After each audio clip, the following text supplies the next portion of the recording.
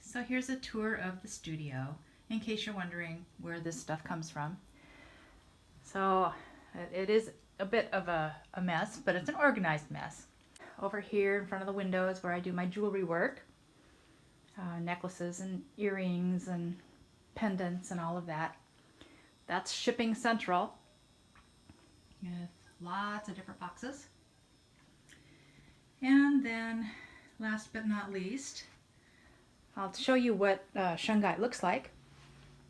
It comes in all manner of shapes and sizes depending on what you want.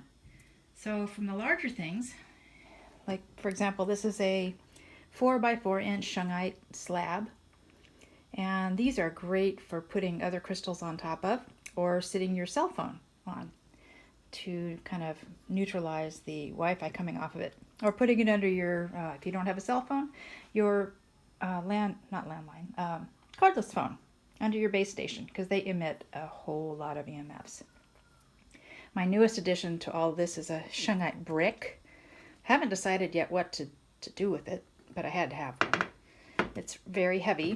It is about the size of a brick, and it would make a beautiful display for something, but it is very, very heavy. So Shungite comes in, the most popular forms are the spheres, like these, in different sizes, and the pyramids, and then the little cubes. But my favorite is the Merkaba, which is simply an 8-pointed star. And each of these is hand carved by some worker in Russia, and they have all kinds of imperfections and veins and such. Let's see if I can find one here.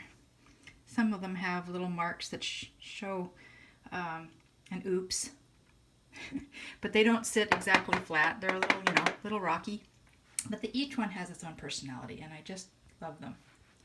And this is the largest sphere that I have. It's a 4-inch, and these are wonderful for putting in a bedroom. The energy that comes off of these, I am told, is much smoother and more calming. So something like this would be great to have on a nightstand, in a baby's room, in a child's room.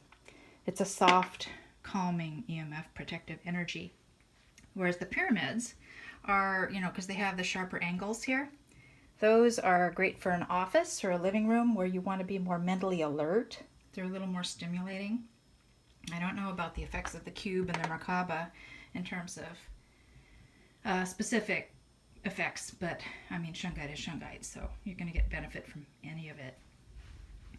And this is my cat, Shungite.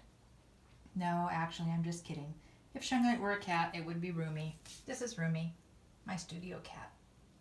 So over here, these are just polished palm stones. Not any particular shape. And so you can put them into a display with another crystal. For example, I have a piece of Amazonite here, a heart. And these also come in different sizes. And then getting to the smaller things, I have pendants and earrings. Here are some triangles that I don't have put away because I like to sand off the pointy, little sharp points.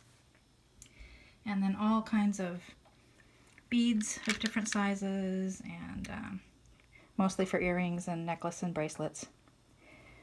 So pendants, for example, some of them are drilled side to side, and then others are front to back, such as that one. And then I have the donuts in a couple different sizes of those. So there you go. That's the overview. I hope you've enjoyed this little tour of my studio. It's my favorite place to be.